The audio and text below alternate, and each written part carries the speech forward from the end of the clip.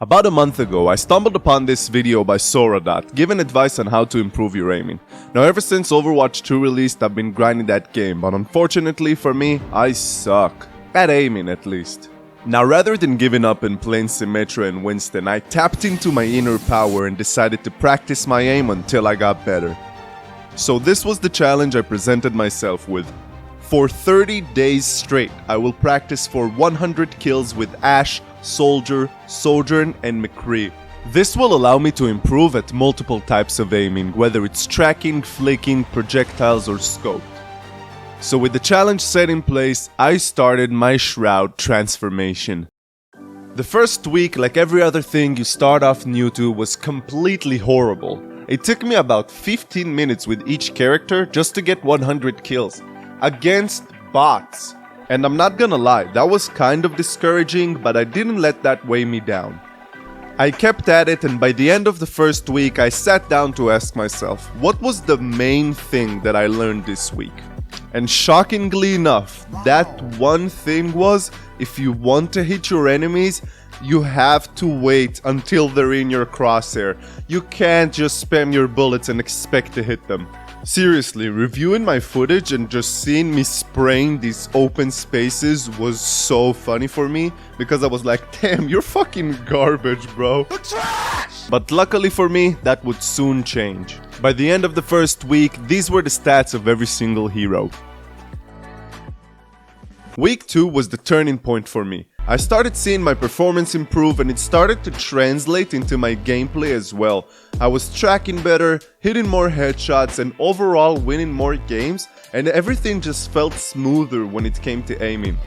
It was also at this time that I decided to change my crosshair to something that would fit me better.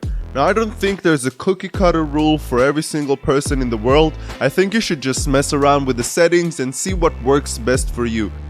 So just like with week 1, I sat down and asked myself what was the main takeaway for me from this week, and to be honest, it was consistency. The fact that I was able to sit down and do this for 14 days straight made this challenge seem so much easier for me, and I just knew that I was going to crush it. I started seeing significant improvements, and by the end of week 2, these were the stats of every single hero. Week 3 marked the midpoint for this challenge, and if I have to say honestly, then this week was the worst one when it came to improvement. Neither in gameplay nor in training, and for some days I was actually seeing that my performance was getting worse. But I didn't let it discourage me, I just kept at it because I knew that in the long run my improvement will be significant. The main takeaway from this week was you can't expect significant improvements every single day. It takes a long time to see how much better you got.